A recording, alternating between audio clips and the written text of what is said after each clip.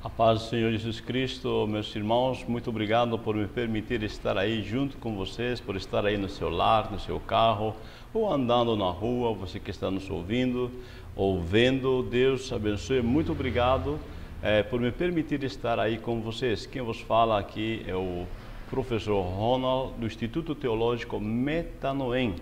Nós que estamos aqui para ajudar você para meditar acerca da lição da Escola Bíblica Dominical, a lição 6, onde nós estamos vendo a supremacia de Cristo. Obrigado. E nós já falamos de algumas lições, nós não falamos da lição 5, por algumas circunstâncias, mas hoje estaremos falando da lição 6, a perseverança e fé em tempo de apostasia.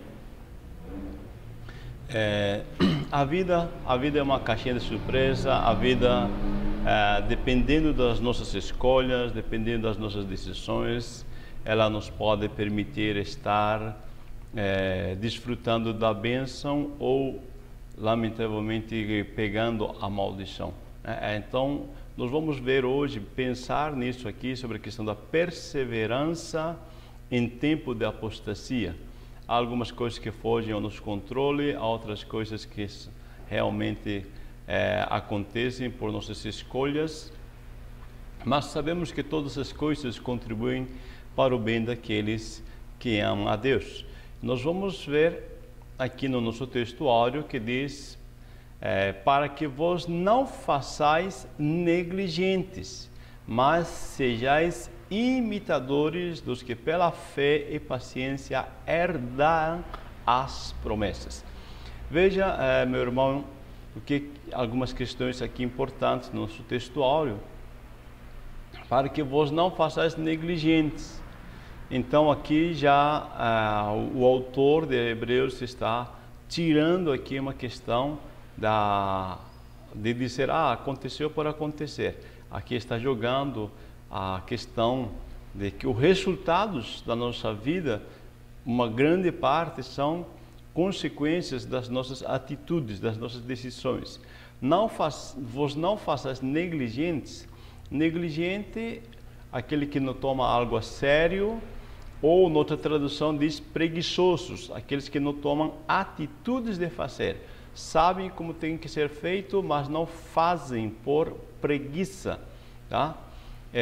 Antes disse, sede imitadores dos que pela fé e paciência herdam as promessas. Imitadores, olha, sigam o modelo de quem? Daqueles que tiveram fé e daqueles que perseveraram ou tiveram paciência.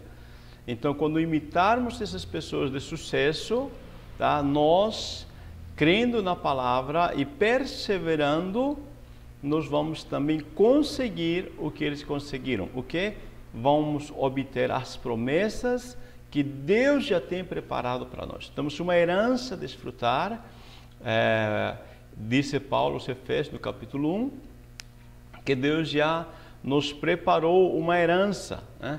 As bênçãos espirituais em Cristo Jesus nas regiões celestes. Existe uma gama de promessas para cada cristão, só que depende de nós imitar aqueles que herdaram pela fé e paciência estas promessas. O que eles fizeram? Como conquistaram? Tá? Então o autor aos Hebreus está nos desafiando a parar de ficar sem fazer nada, ser negligentes e agir conforme o modelo dos heróis da fé. A verdade aplicada diz: contra o perigo da apostasia, a palavra de Deus revela a necessidade de ânimo e perseverança de fé. A leitura, desculpe, a leitura está em Hebreus 6, do capítulo 6, versículo 1 ao 15. Vamos lá, objetivo geral.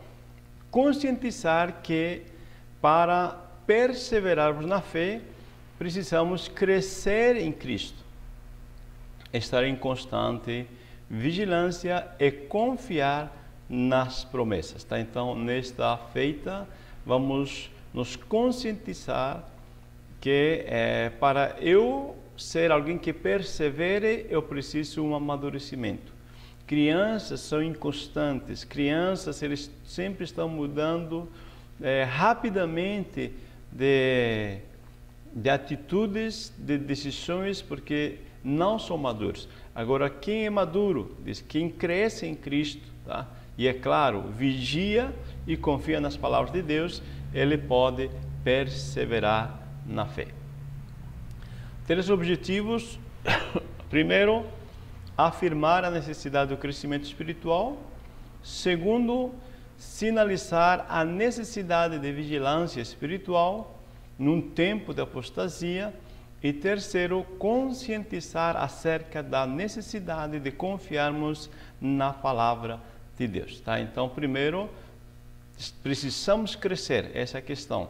Segundo, precisamos vigiar. E terceiro, precisamos confiar nas promessas de Deus.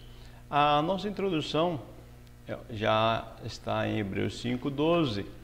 O autor disse, porque devendo já ser mestres, pelo tempo, olha só, ainda sois meninos, ainda tenho que tratar a vocês como meninos. É o autor de Hebreus capítulo 5, versículo 12. Aí nós percebemos que a vida cristã é dinâmica e exige que o discípulo vá além dos primeiros passos. A primeira questão que eu quero deixar claro para vocês é que quando o autor disse porque devendo já ser mestres pelo tempo, esse mestres não está dizendo que você tem um curso de teologia, que você tem um bacharelado em teologia, depois um mestrado. Não está falando dessa questão de aprendizado dentro de uma escola. Não, aqui não está falando disso. Devia ser mestres pelo tempo. Você vai ver mais embaixo que ele vai estar falando da questão do fato de o cristão já deve estar apto para compartilhar o básico do Evangelho, porque o autor vai nos dizer que estes, a quem ele escreve, eles estavam ainda como que precisando de que se lhes ensine o básico do Evangelho, sendo que eles já deveriam estar aptos para compartilhar o básico desse Evangelho. Tá? Então aqui diz, porque devendo já ser mestres, ou seja, vocês deveriam já saber compartilhar o mínimo do Evangelho, o básico do Evangelho. E ele chama eles de meninos. Isso aqui é uma provocação que o autor está fazendo intencionalmente, porque nós sabemos que quando uma pessoa, ela de fato é menino, não sabe tomar decisões, se você chama ele de menino, né, aí ele fica irritado. Né? O autor está provocando a emoção dos hebreus aqui, para que eles acordem diante das atitudes que eles estão tomando. Agora, como é que eu paro de ser menino, né, e eu me torno mestre? Ou seja, como que eu aperfeiçoo essa questão? O autor disse, Hebreus 5, 12 e 14, mas o alimento sólido é para os adultos, os quais têm, pela prática, as faculdades exercitadas para discernir tanto o bem como o mal. Veja, se cada um deles praticasse o que aprendera, se tornariam mestres. Então o autor já nos está dando aqui uma dica. Vocês querem se tornar mestres? A questão é prática. Não devemos ou não deveriam esses leitores da epístola serem negligentes ou preguiçosos na prática. A pessoa aprende o básico, aprende uma lição básica. Hoje você está tendo essa oportunidade de aprender mediante este vídeo, mas você não pode ficar só no que você está ouvindo. Talvez você lê a tua revista uma vez, 2, 3 vezes, escute esse vídeo ou veja esse vídeo umas 2, 3 vezes. Essa prática, tá, vai te ajudar a captar melhor a mensagem. E mais ainda, se você pegar o que você está ouvindo e ensinar a outro, praticar o que você está aprendendo, então aí você vai estar a caminho do estado de mestre. E disse que as faculdades exercitadas, olha só, exercício, né? Aqui está falando do exercício, de algo contínuo, de algo do dia a dia, de um bom hábito. Muitas pessoas, eles, por exemplo, entram numa academia e começam a se exercitar, fazem exercício de uma semana e depois já desistem. E depois se queixam de que a saúde está lá embaixo, de que engordaram de novo e uma série de circunstâncias aconteceu. Mas por quê? Porque não estão com um bom hábito de exercitar, de perseverar continuamente. Nesse caso aqui, do conhecimento bíblico, diz exercitar a mente para discernir tanto o bem como o mal. Assim como o físico também precisa um exercício para manter-se em forma, a mente também precisa estar exercitada, praticar seu exercício para se manter em forma, tá? Mediante a palavra de Deus e a prática dessa palavra. Então, isso é necessário. Agora, é claro, não somente eles, não somente os leitores dessa epístola deveriam fazer isso, mas nós mesmos nos mostramos às vezes essas características que esses leitores a quem se dirige o autor dos Hebreus, à primeira instância, estariam lendo. Aí nós temos que uma questão: a graça não é irresistível, nem tampouco incondicional. A apostasia é retratada pelo escritor como algo real e não apenas como um perigo hipotético. Por isso, ele mostra que para se evitar decair, é necessário perseverança, fé e confiança nas promessas de Deus. Veja só, vamos parar um pouquinho. A graça não é irresistível, ou seja, Deus te oferece, tá, o melhor, igual a Adão e Eva. Deus lhes deu o melhor. Eles estavam no jardim, eles estavam num paraíso perfeito. Agora, Deus não amarra, tá, Adão e Eva concorrentes para que eles não se acheguem à árvore da ciência, do conhecimento do bem e o mal. Antes, aliás, pelo contrário, né, a árvore da ciência e do conhecimento está no meio do jardim. Está lá no jardim onde Deus se encontra com o homem. Ou seja, é como se a tentação estivesse dentro da igreja, tá? O elemento da tentação está dentro daquela igreja jardim. E é interessante porque o que nos mostra aí? Aí nos mostra que nós vamos perceber, tá, que Adão e Eva, eles tinham que ter a cada dia no seu encontro com Deus uma decisão deles fazerem, seguirem aquilo que Deus lhes disse ou simplesmente tomar uma decisão contrária de pegar do fruto da árvore da ciência, do conhecimento do bem e do mal e comer. Então lá no jardim já a graça se manifesta e ela é incondicional. Era necessário que o homem, do profundo do seu coração, ele desejasse estar com Deus por escolha, perseverar, confiar naquilo que Deus disse, tá? E como se prova o que está no coração? O que está no coração, Jesus já disse que se prova pelos atos externos. Nós falamos, nós fazemos normalmente aquilo que já está em nosso coração. Ou seja, as minhas escolhas provam em quem eu creio. As minhas escolhas, as minhas atitudes provam as minhas crenças. Tá? Então, quando Adão e Eva, né, eles lamentavelmente comeram do fruto da árvore da ciência, do conhecimento, do bem e do mal, eles estavam provando a si próprios, tá? É claro que Deus já conhece o coração do homem, tá? Mas estão provando a si próprios em que eles acreditam, tá? Eles não estavam crendo em Deus, porque quando cremos em Deus, nós fazemos aquilo que Ele nos diz que devemos fazer. Então, Adão e Eva, lamentavelmente, eles resistiram à graça de Deus, resistiram àquilo que Deus com tanto carinho tinha projetado. Bom, vamos para o tópico 1, a necessidade do crescimento espiritual.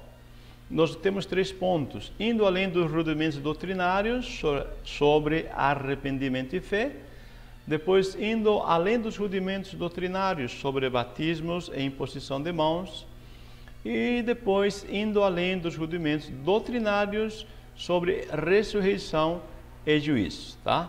Então, 3 pontos: indo além dos rudimentos doutrinários sobre arrependimento e fé, batismo e imposição de mãos e ressurreição e juízo. Já vamos para o nosso primeiro ponto.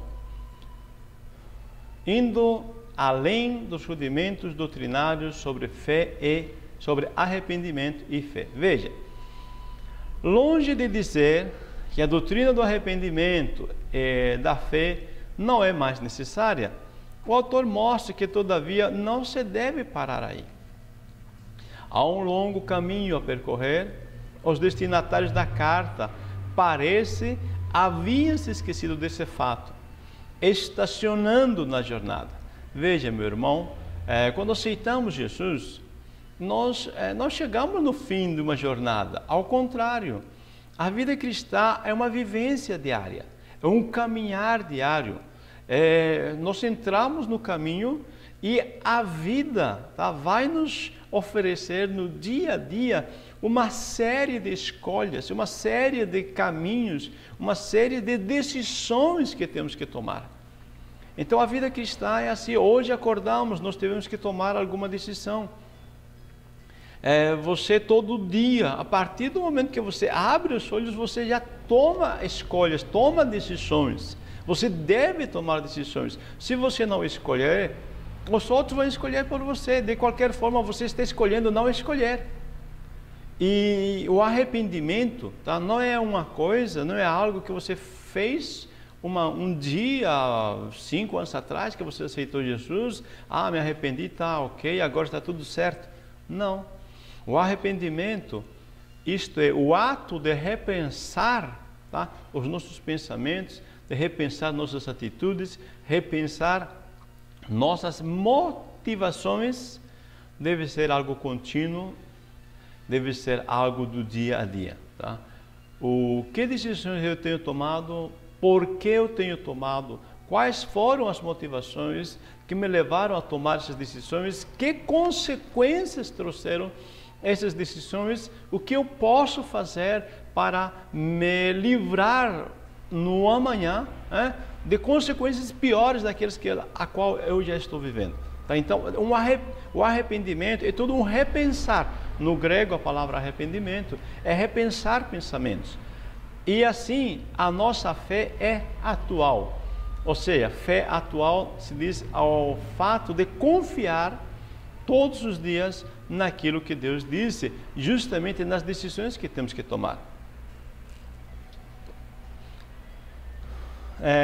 Veja, Deus disse algo, então nisso eu devo confiar. Mesmo que as circunstâncias digam o oposto, mesmo que as minhas emoções digam o oposto, tá? Mas a minha direção, a minha bússola, tá? É aquilo que Deus disse. No 2, vemos indo além dos rudimentos sobre batismos e imposição de mãos.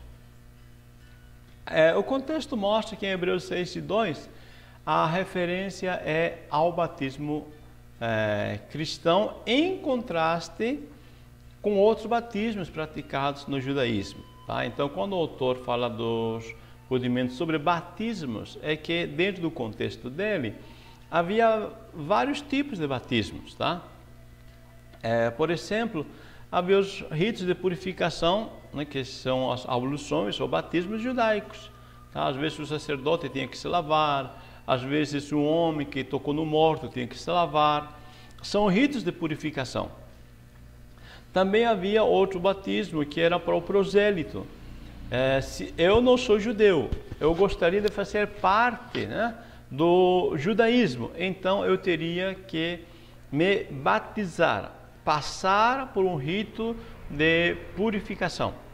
Ou nós vemos outro batismo, que é o batismo de João, que ainda por muito tempo, por, se eu estou errado, 25 anos historicamente, se praticou ainda, tá? Dentro do contexto de Jesus, o batismo de João. Qual o batismo de João? Qual era o objetivo? Ele disse claramente que o batismo dele era um desafio para que as pessoas parassem de viver uma religiosidade de aparências e que produzissem frutos dignos de arrependimento. Veja que João Batista ele está colocando essa palavra para pessoas que já eram judeus, tá? Não é para prosélitos, é para pessoas que já praticavam a religião. Incluso alguns fariseus vinham a ele, né? E João Batista disse: olha, não vem com a ideia de que vocês vão se batizar e isso é suficiente, mas produzam. Ou seja, este batismo que eu estou dizendo para vocês é um batismo de compromisso, onde vocês devem se comprometer a produzir uma vida que dê frutos verdadeiros, que mostrem o vosso compromisso com Deus. Tá? Esse era o batismo de João. Já o batismo cristão, né, é quando nós cremos que Jesus Cristo é o nosso Senhor e Salvador e confessamos isso. Tá? Então, nós aceitamos Jesus e publicamente mostramos isso através do batismo. Então, isso que o autor aos Hebreus está dizendo. São alguns batismos que a gente deveria saber, tá? Mas lembrando que o batismo é um ato simbólico daquilo que já aconteceu quando nós aceitamos Jesus. Isto é, quando aceito Jesus, eu sou um com Ele, me torno um com Ele. E no ato batismal, quando eu sou mergulhado na água, eu me torno um com a água. Assim como Deus e eu, a Trindade, somos um, tá? Batizados em Cristo Jesus. Ou seja, fazer parte de Cristo Jesus, do Pai e do Espírito Santo. Nós somos batizados em nome do Pai, do Filho e do Espírito Santo, ok? 3. Indo além dos rudimentos doutrinários sobre a ressurreição e juízo. A doutrina da ressurreição dos mortos e juízo vindouro são elementos indispensáveis para que o cristão mantivesse sua expectativa no porvir. Tá? Então havia o ensino, né, que nos liga a nossa mente, o nosso pensamento com algo além, tá? Do nosso dia a dia, do nosso viver do dia a dia. Mas não deveriam parar aí, né, sobre a questão da ressurreição dos mortos, né, não deveriam parar aí, tinham que avançar. Tá? Havia muita coisa a se pensar ainda nessas questões.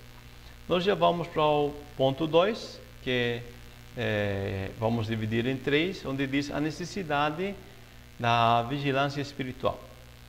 Primeiro ponto: apostasia, uma possibilidade para quem foi iluminado e regenerado.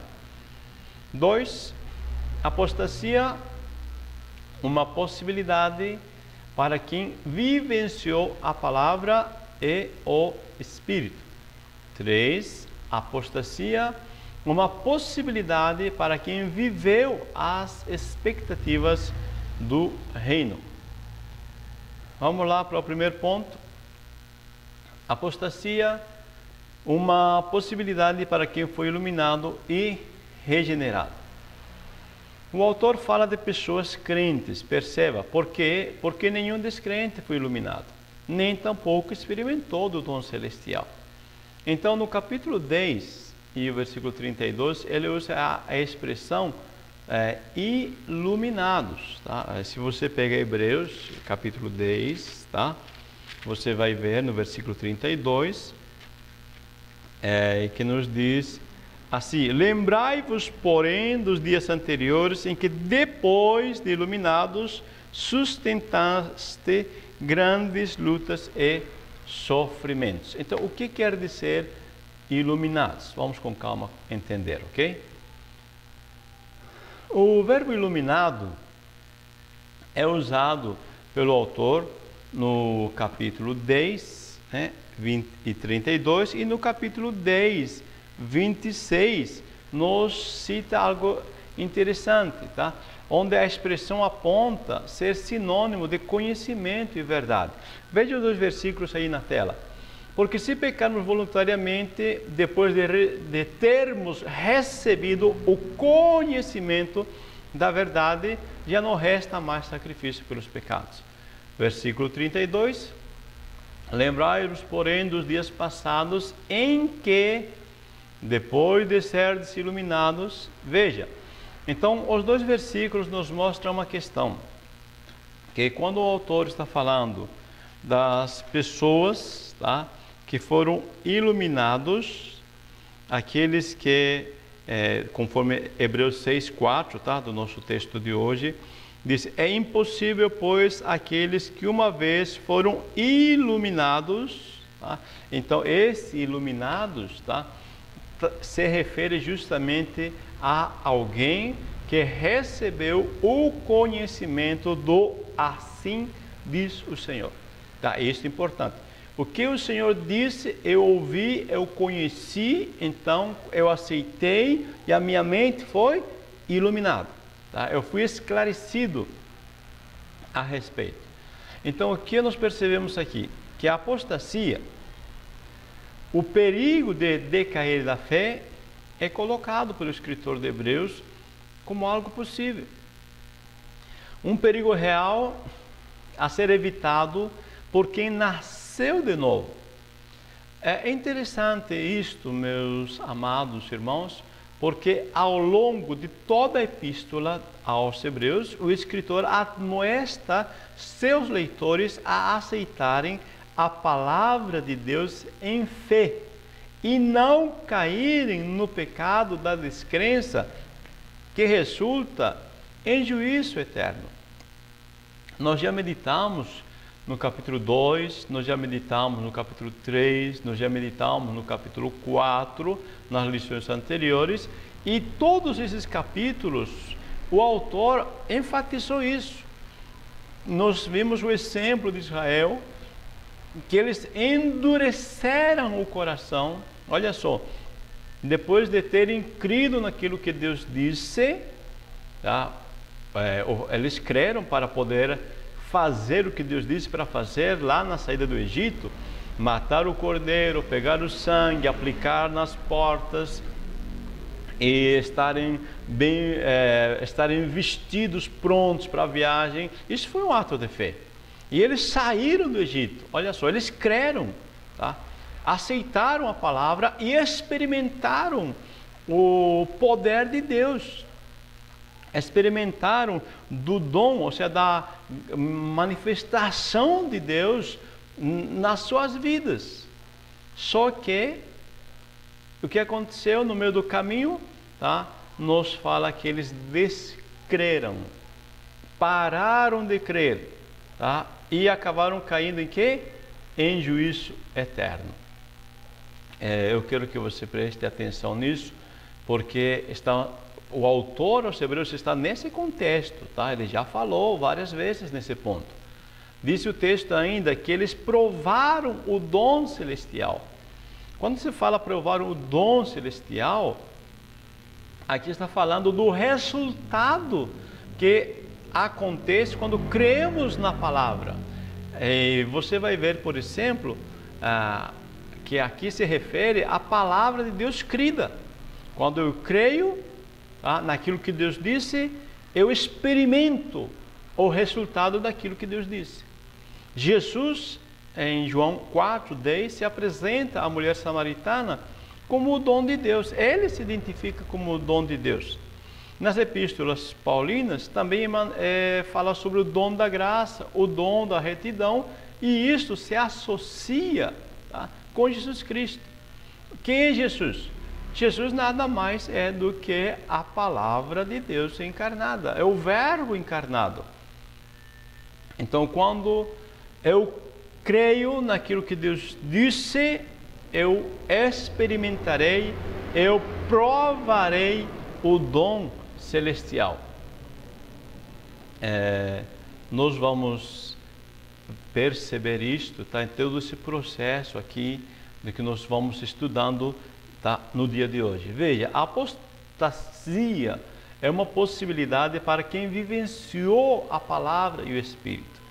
Então, a possibilidade de cair da graça é posta para aqueles que se fizeram participantes do Espírito Santo e provaram a boa palavra de Deus. Olha só, existe uma questão aí.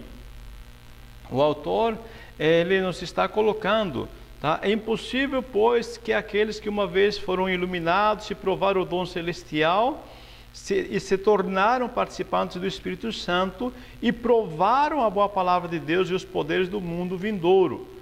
Então, aqui nós já falamos que iluminados é aqueles que têm o conhecimento, tá? Provaram o dom celestial, aquilo que Deus tinha para eles, tá? Eles provaram a ação de Deus nas suas vidas, a manifestação do Espírito Santo de Deus nas suas vidas, tá? E agora nos coloca aqui o autor que é possível, tá? É possível de alguém decair da graça. Nós lembramos que quando Deus chamou Israel, tá, para si, lá no deserto, lá no monte, disse a Bíblia que o desejo de Deus era que todo o povo se achegasse a Ele, que cada um deles, tá, tivessem sempre uma comunhão pessoal com eles, tá?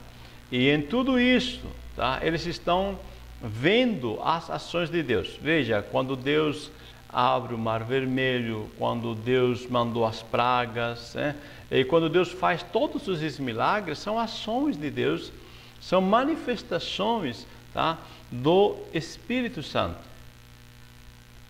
Diz o texto, se tornaram participantes do Espírito Santo. Veja, no contexto geral desse texto, nós podemos ver uma ligação entre a expressão da imposição de mãos no versículo 2. Diz assim, os ensinos de batismos e de imposição de mãos, da ressurreição dos mortos e do juízo eterno. Então, aqui imposição de mãos, tá, se refere a uma separação para o ministério, ou separação por parte de Deus com algum objetivo. E isso aconteceu com Israel. Lá em Êxodo 19:6, Deus disse, tá? É Deus falando, vós me sereis um reino sacerdotal. E Deus disse a Moisés, falarás aos filhos de Israel, tá? Ou seja, você vai comunicar a Israel, aos filhos de Israel, que eu estou separando eles para serem meu reino de sacerdotes. E isso aqui nos interessa, porque estas pessoas se tornaram participantes do Espírito. Veja que quando nós estamos falando disso, nós estamos contextualizando com Hebreus capítulo 4. Porque nós estamos vendo do próprio contexto de Hebreus, tá? Hebreus capítulo 4, versículo, deixa eu ver aqui, eu marquei errado, não é 17 e 19, tá? Desculpe aí. Aliás, o correto é Hebreus capítulo 3, amém, irmão? Hebreus capítulo 3, tá? Eu errei aí.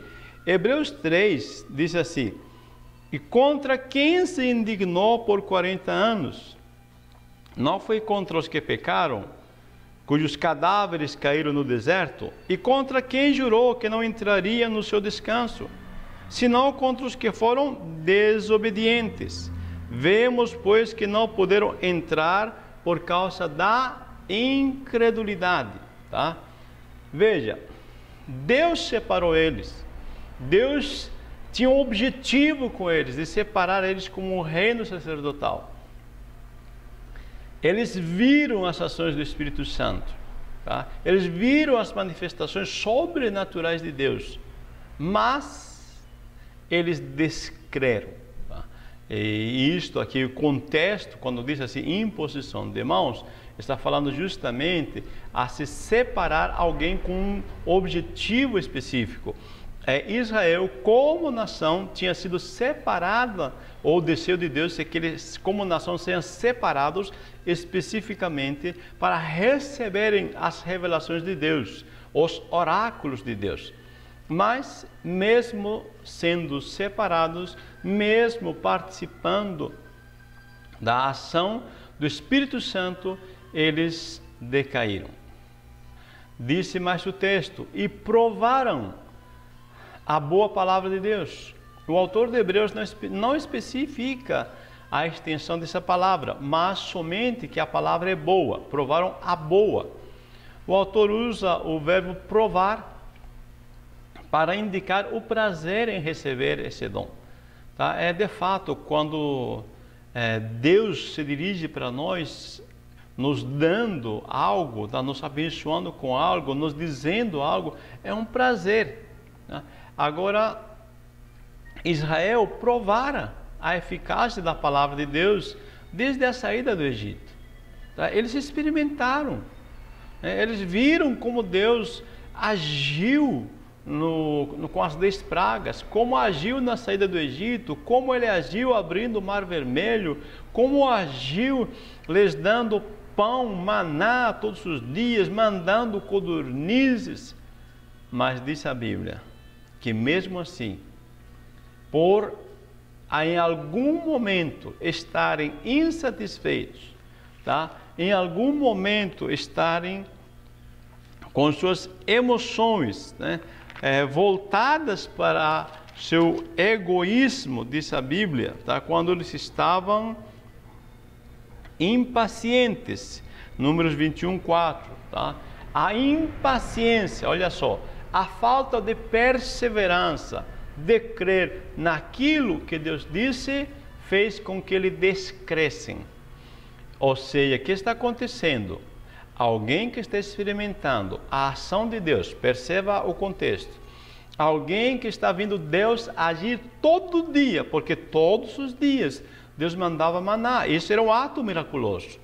Mas mesmo, tá? Mesmo vendo agir Deus todos os dias, descreram. O que aconteceu? Endureceram o coração. Eu quero que você preste atenção nisso, porque Deus está falando aqui com seu povo. Assim como o autor de Hebreus está falando com cristãos, aqui o exemplo é do povo de Deus, a igreja de Deus no Antigo Testamento, que é Israel. Tá? Eles eram uma igreja nacional e depois nós, em Cristo, nos anexamos e somos agora a igreja internacional, onde não há grego, não há judeu, não há diversidade de nacionalidades, somos uma igreja internacional. Mas perceba que o provar o dom, o provar a boa palavra de Deus, tá? Não é garantia, tá? Simplesmente porque eu posso ver Deus fazendo milagres, mas isso não é garantia que eu possa perseverar naquilo que Deus diz.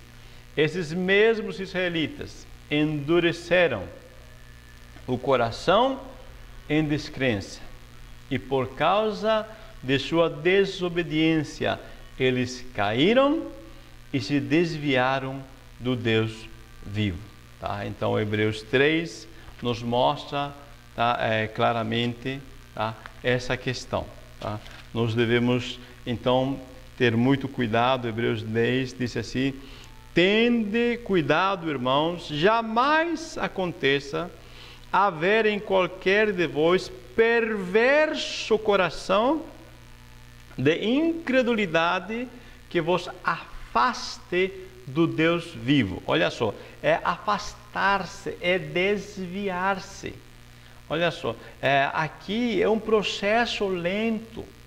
A pessoa toma atitudes de descrença, olha, endureceu o coração, tá? Ele não quer mais dar ouvidos a tudo que Deus disse, endurece o coração. Isso vai provocando a descrença, e essa descrença vai levando a pessoa à desobediência, tá? Então, bem claro, quando as pessoas endurecem o coração, eles começam a descrer naquilo que Deus disse, tá? E isso vai provocar a desobediência. Então, aprendemos que a apostasia que surge da descrença resulta num endurecimento do coração e uma incapacidade de arrepender-se. Olha só, meu querido irmão, a apostasia surge, tá, quando vemos que a apostasia surge da descrença, tá? Ou seja, estou me desviando, tá? É uma atitude de escolha. Estou descrendo, eu já vi Deus agir, eu já vi os milagres de Deus na minha vida, eu já vi o Espírito Santo agir na minha vida, mas eu estou endurecendo o coração a esse Espírito Santo de Deus. Eu não estou dando ouvidos ao Espírito Santo de Deus. E isso pode provocar a incapacidade de eu me arrepender. Por quê? Porque se eu estou fechando meus ouvidos, se eu estou endurecendo aquilo que o Espírito de Deus disse, quem poderá me convencer do meu pecado, da justiça e do juízo? Porque a Bíblia diz que é o Espírito Santo que convence o homem do pecado, da justiça e do juízo, tá? É só Ele que pode me convencer do meu pecado. Mas quando eu endureço, tá, eu não quero crer, eu decido não crer naquilo que Deus disse através da sua palavra, tá? Eu não escuto o Espírito Santo, aí surge, tá, uma incapacidade de arrepender-se. Veja que a incapacidade de arrepender-se não é porque Deus não queira perdoar, é porque eu decidi endurecer meu coração e não dar ouvidos ao Espírito Santo de Deus. Vamos lá para o ponto 3. A apostasia é uma possibilidade para quem viveu as expectativas do reino.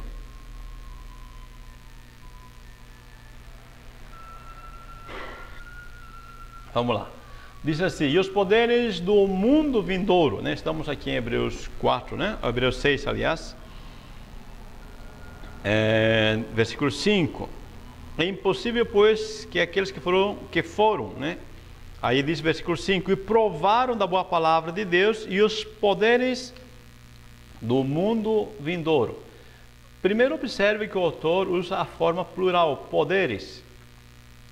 Isto é, eles fazem parte dos sinais, prodígios e vários milagres que é visto no contexto de Hebreus mesmo, tá? Capítulo 2, versículo 4, disse: e dando Deus testemunho juntamente com eles por sinais, prodígios e vários milagres, por distribuições do Espírito Santo, segundo a sua vontade, tá? Então, quando se fala de poderes, ele está falando das ações do Espírito Santo, tá?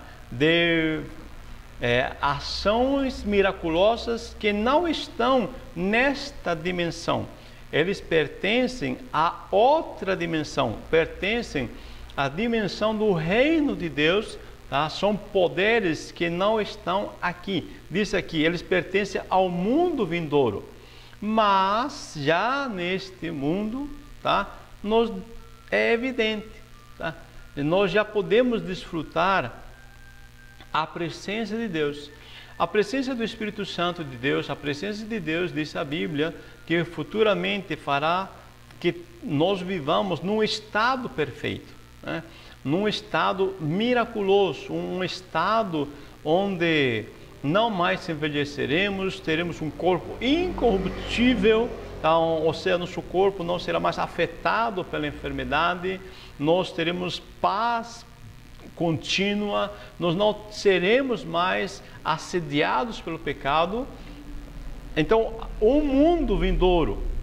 Só que agora, todavia, isso é possível experimentá-lo. Não temos a plenitude, mas experimentamos. Nós podemos ver que Deus hoje nos dá a paz de espírito, manifesta seu poder curando as pessoas, fazendo sinais, prodígios e vários milagres. Os milagres vistos por Israel não evitou o endurecimento. Agora veja só, o que acontece? O endurecimento do meu coração muitas vezes não depende do que eu vejo acontecendo, seja na minha vida pessoal ou na dos outros. Israel viveu um contexto de milagres. Agora, como eles reagem, tá, ao milagre, este é o ponto determinante. Então, a minha reação diante dos acontecimentos determina, tá, se eu vou endurecer meu coração diante de Deus, ou ao contrário, eu vou crescer na fé nesta caminhada. Enquanto muitos, como Josué e Caleb, cresceram na fé, tá? Todos os dias que viam o milagre de Deus, isto é, por exemplo, o maná, tá?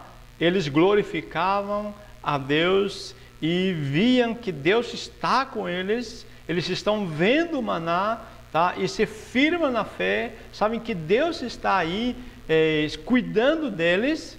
Disse a Bíblia que alguns pegavam, né, o mesmo maná e diziam: estamos fástios, tá? Estamos enjoados deste pão vil.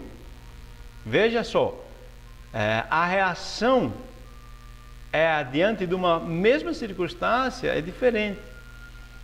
Talvez você enxergue melhor essa diferença, tá? Quando Josué e Caleb, lembra que foi mandado 12 espias, e eles voltam, e Josué e Caleb, eles expressam essa fé, essa confiança, dizendo assim: subamos animosamente, vamos subir para Canaã, tá? Porque Deus é conosco, tá?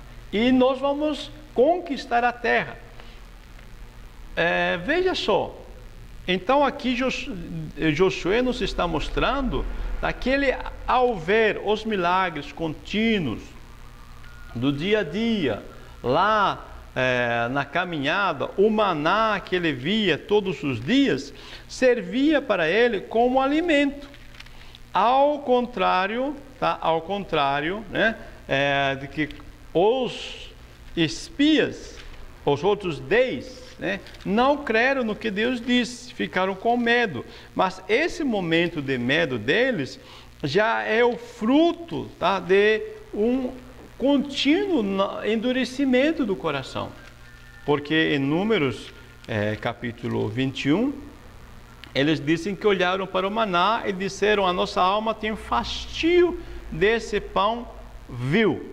Tá? Ou seja, todos os dias Deus está operando milagres e mesmo assim estão inconformados. Olha só como está sendo a nossa reação diante daquilo que Deus está fazendo em nossa vida. O fato de você ter acordado é um milagre. O fato de que você está respirando é um milagre. Todas as circunstâncias que estão acontecendo na tua vida são milagres, são provisões de Deus. Agora, como é que eu estou reagindo? Estou murmurando da vida, estou reclamando da vida, ou estou agradecendo a Deus pela vida? Tá? Eu estou querendo deixar bem claro aqui, tá? Os poderes do mundo vindouro, tá? As ações de Deus na nossa vida não são garantia que nós não podemos nos desviar. O que garante é a atitude do nosso coração diante dessa manifestação de milagres. Vamos lá para o ponto 3, a necessidade de confiar nas promessas de Deus. Vamos ver, primeiro ponto, o serviço cristão e a justiça de Deus, a perseverança de Abraão e a fidelidade de Deus, e o cristão sacerdote e precursor de Cristo, aliás, sacerdote e precursor do crente. Vamos então perceber aqui, tá? Dentro desse contexto, né, que havia uma terra prometida, mas o dia a dia, tá? As decisões do dia a dia daquelas pessoas causam consequências que está desviando eles da presença de Deus. Então, eu preciso confiar nas promessas de Deus. Posso estar na caminhada no deserto, tá? Mas o deserto, tá, pode me gerar emoções, vamos dizer assim, tá, diferentes na minha vida. Depende de como eu enxergo esse deserto. Esse deserto eu posso ver de uma forma negativa, como estando em um lugar que não é aquilo que Deus disse que eu deveria estar, uma terra que emana leite e mel. Eu estou no deserto.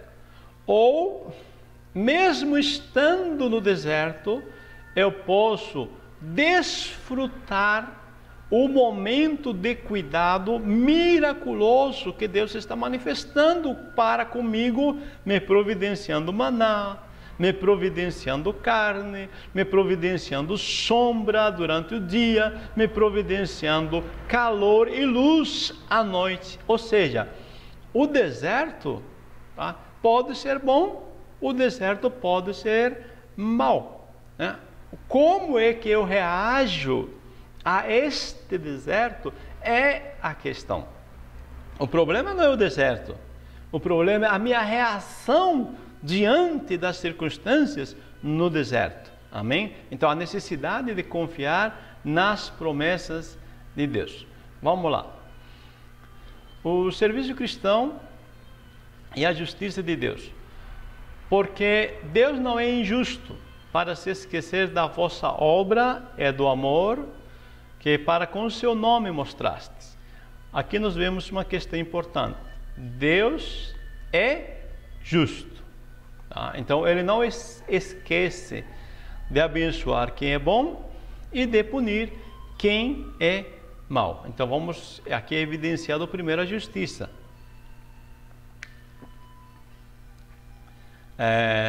As tuas atitudes vão provocar uma ação justa da parte de Deus. Mesmo que às vezes nós, talvez a semelhança de Abraão, não sejamos habitantes contínuos da terra prometida. Diz que Abraão, mesmo tendo a promessa, não herdou, né, a promessa, tá? Ou seja, ele não tomou posse, né, da terra prometida, porque isso foi acontecer depois, mais adiante, com Josué, tá? Mas a Bíblia nos diz que Abraão descobriu que Deus era tão justo, tá? Que ele, mesmo que não tomou posse da terra prometida, ele já desfrutava a terra prometida. Ele já vivia naquela terra, desfrutando a presença de Deus. Abraão descobriu que quem faz a terra prometida ser um lugar de bênção, não é o fato de tomar posse simplesmente dessa terra, mas o Deus da promessa estar com ele. É isso que era seu, o que fazia de Abraão que a sua vida seja uma vida que mana leite e mel, tá? Não era a terra, mas sim o Deus a quem ele servia, o Deus que prometera a terra. O autor aos Hebreus nos disse que Abraão, né, percebeu que havia uma cidade melhor, ou seja, havia algo melhor, e esse algo melhor está em desfrutar a presença de Deus. Então Deus é justo, Ele não esquece de abençoar quem é bom e de punir quem é mau. Sobre aqueles que caíram e endureceram o coração, Ele traz julgamento. Sobre aqueles que creram, lhes traz a terra prometida. Tá? Então, as pessoas aprendem a desfrutar. Quem crê, olha só, quem crê aprende a desfrutar o céu em pleno deserto. Quem crê aprende a desfrutar dos benefícios da terra prometida em pleno deserto. Não é a terra em si, tá, que nos dará tudo o que queremos. É o Deus que nos promete, o Deus que está conosco, que é a nossa fonte de prazer e de alegria. Nesta vida terrena, o crente recebe força para enfrentar as tentações e os sofrimentos, para que a sua fé continue a crescer e se desenvolver. Tá? Então, todos os dias, quando eu paro para repensar, tá? Aí eu vejo que Deus está agindo, a minha fé continua a crescer, tá? E se desenvolver. A cada prova vencida, mais experientes ficamos. Na vida do porvir, essas bênçãos consistem em estar com Jesus eternamente e da apropriação total da realidade da salvação. Tá?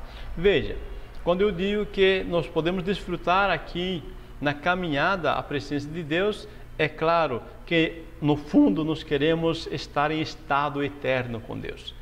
Claro que Josué e Caleb, eles estão satisfeitos com Deus no deserto, mas sabem que Deus há de cumprir a palavra, lhes colocando em Canaã. Tá? E por isso já desfrutavam Deus de Canaã no deserto. E depois, quando entraram em Canaã, eles desfrutam essa plenitude de estar com Deus e estar em Canaã. Amém? Vamos lá. 2. A perseverança de Abraão e a fidelidade de Deus. A exortação do escritor de Hebreus toma como parâmetro a pessoa de Abraão. O velho patriarca é o modelo do crente perseverante, que depois da promessa de Deus soube esperar com paciência. Então Abraão é nos dado um exemplo de fé. Ele é chamado pai da fé, não porque ele nunca tinha duvidado de Deus. Tá? Isso é interessante. Abraão teve momentos que duvidou de Deus, tá? Mas a Bíblia diz que mesmo, tá, nos seus momentos de dúvida, ele tinha um crédito para com Deus, porque ele se atrevia a confiar em Deus. É interessante, né? Porque Abraão é o nosso modelo, tá? Aí então nós temos que estudar Abraão, ver como Abraão cresceu na fé. Tá? Ele cresce na fé de uma forma exercitando ela. Deus disse assim: sai do meio da tua parentela. Ele obedece, sai. Com certeza doeu essa atitude. Sai do meio do teu povo, né? Da nação, do local onde você vive, da cidade onde você vive. Ele obedeceu. Doeu isso, claro que doeu, tá? Mas é uma atitude de exercício de fé. Mais para frente, Deus disse: deixa teu sobrinho, né? Abre mão disto. Abraão, que não tinha filhos, amava o sobrinho como um filho, abre mão disso, tá? Então há mais um exercício de fé. Depois a Bíblia nos conta que mais para frente Deus disse para Abraão: abre mão de o filho que nasceu de Agar, Ismael. E mais uma vez Abraão exercita a fé, tá? Abrindo mão de Ismael. E depois para frente, tá? Deus vai chegar somente aí. Veja só, vários exercícios de fé já aconteceram. Depois que Abraão disse, aliás, que Deus disse a Abraão: dai-me teu filho, o teu único filho, aquele que tu amas. Aí Deus pede o Isaac. Mas eu quero que você preste atenção. Antes de Deus pedir o Isaac, o que ele pediu? Várias coisas, tá? Que é uma sequência de coisas que vão exercitando a fé de Abraão. Perceba isso, tá? Deus não vai te pedir algo que você não possa dar. Tá? Deus exercita a nossa fé, tá? E eu tenho que obedecer aos pouquinhos, né? Deus me pede para sair, Deus me pede para deixar, e Deus me pede para abrir mão, e Deus me pede para abrir mão de outros e outras coisas, a um ponto que esses exercícios provocam dor, provocam, só que eu estou crescendo. Ao perseverar, eu cresço diante de Deus. Tá? A Bíblia diz que Abraão, depois de 24 anos de comunhão com Deus, teve um momento que descreu de Deus. A Bíblia diz que Deus disse a Abraão: eu sou o Senhor, o teu escudo, o teu galardão, e você vai ter um filho, né? E Abraão disse a Bíblia que ele riu de Deus, tá? Ele ri até ter dor de barriga, diz o texto original no hebreu, já no hebraico. Agora, isso não interfere na comunhão com Deus. Por quê? Porque ele já tinha uma experiência com Deus, tá? Ele já tinha uma sequência de exercícios de fé com Deus que tem crédito com Deus. Tá? Então, às vezes eu posso dar uma oscilada na fé, tá? Na fé de confiar em Deus, mas se eu tiver experiências com Deus, essas minhas experiências vão me fazer lembrar que Deus é fiel, que eu devo continuar. Tá? Vamos ver isso aqui no texto. Diz assim: porque vos não façais negligentes, mas sejais imitadores dos que pela fé e paciência herdam as promessas. Porque quando Deus fez a promessa a Abraão, como não tinha outro maior por quem jurasse, jurou por si mesmo. Perceba essas palavras que eu sublinhei. Sejais imitadores, não seja negligente. Negligente, eu disse no início da aula, é ser preguiçoso, ser pessoa que não toma atitudes. Então o autor está dizendo: não fique aí parado. Ficar parado não vai resolver o problema. Siga o modelo, imite a fé e paciência de Abraão. Aí nós temos um modelo. Deus prometeu algo a Abraão, e Abraão, tá? Usufruiu dessa promessa. Como é que ele conseguiu? Aí vamos ver aqui que nós temos a promessa de Abraão e depois temos o juramento, aliás, a promessa de Deus para Abraão e depois o juramento de Deus para com Abraão.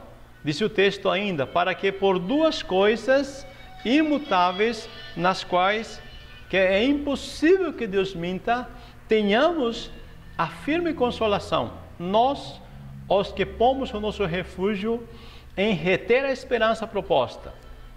Então, duas coisas imutáveis: a promessa e o juramento. Eu quero que perceba que Deus cumpriu a promessa lhe dando o filho, mas depois Deus pede o filho. E quando Deus pede o filho, Abraão não nega, ele abre mão do filho. Diz o autor aos Hebreus que Abraão cria que Deus era poderoso para ressuscitar o seu Isaque das cinzas. Por quê? Por que Deus é poderoso? Porque Deus prometeu que de Isaque, ou por Isaque, viria a descendência para Abraão. Então Abraão disse: eu já exercitei tanto em Deus, eu já tenho comunhão contínua com Deus, exercitando a minha fé, que eu estou certo que isso aqui vai acontecer de forma natural. Não pode ser diferente. Deus prometeu na minha vida há 24 anos, e eu venho exercitando essa fé. Olha, eu vou lá, ele disse, né, para os seus servos: nós subiremos e voltaremos. Tá? Nós vamos oferecer sacrifício a Deus e voltaremos. Ou seja, há uma certeza. Quando Abraão ele levanta o cutelo, a faca de pedra, para matar Isaque, o Senhor brada e diz: não faças mal ao menino, porque agora eu sei que tu me temes. Portanto, assim diz o Senhor, né? Aí ele emite o juramento. Veja só, não que Deus não sabia, tá? Não que Deus não sabia até que ponto Abraão iria, mas Abraão precisava crescer na fé. Abraão precisava ir até os últimos limites e provar para si mesmo, tá, que era capaz de ir até as últimas circunstâncias, crendo naquilo que Deus disse. É aí que Deus, vamos colocar aqui, fecha, né, seu compromisso com Abraão. Jura que Deus há de fazer aquilo que há de fazer. Ou seja, duas coisas. Abraão já tinha fé. Abraão já confiava que Deus era fiel para cumprir a promessa. E agora, além de ter a palavra de um Deus que não mente, ele tem o juramento. O que Deus está dizendo? Deus está dizendo que Deus é fiel acima de todas as circunstâncias, tá? Acima de qualquer dúvida no coração. O autor dos Hebreus diz que aqueles que juram, tá? O juramento, aliás, coloca fim à contenda. Ou seja, eu às vezes com alguém eu posso estar discutindo sobre algo, se era verdade, se é ou não é verdade, e aquela pessoa diz assim, eu juro que é verdade. Então o juramento põe fim à dúvida. Então, porventura, o autor dos Hebreus está dizendo para seus leitores, se vocês têm alguma dúvida para com Deus, se vocês têm uma sombra de dúvida de que Deus há de ou não há de fazer o que Deus disse, tirem essa dúvida.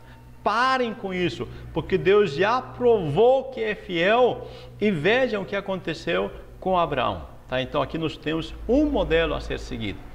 3. Cristo, sacerdote e precursor do crente. O autor sagrado volta-se para Jesus, o nosso exemplo maior de perseverança, fidelidade e esperança. Vamos lá.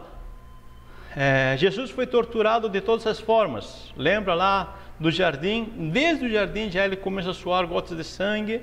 Ele é preso, passa uma noite acordado, sendo cuspido, sendo esbofeteado, sendo humilhado.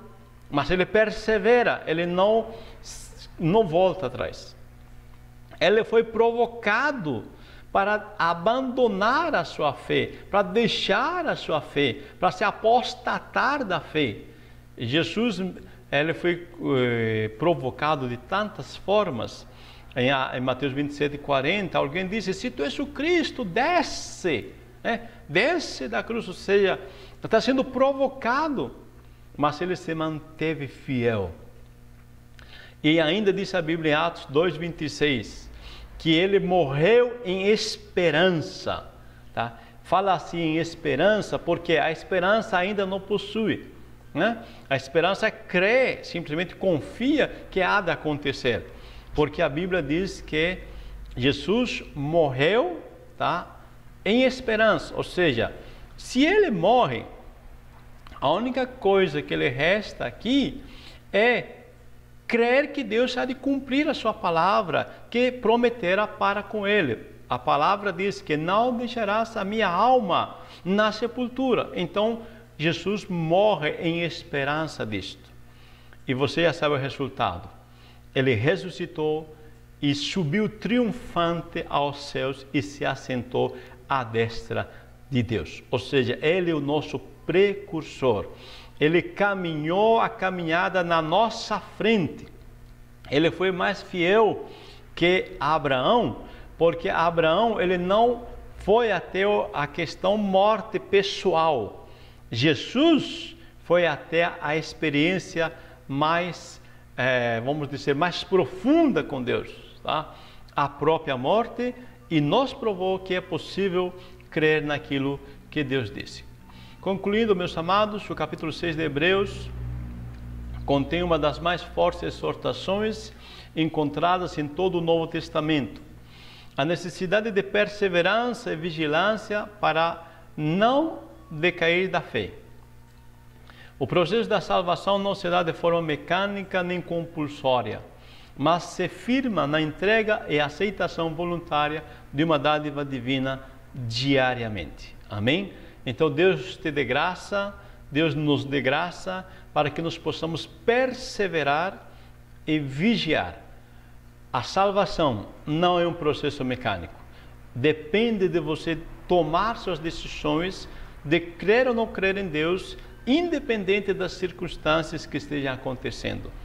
O teu paraíso, a tua terra prometida, pode ser desfrutada mesmo no deserto, porque quem faz da terra prometida ser uma terra que emana leite e mel é o Deus Todo-Poderoso. É Deus Todo-Poderoso.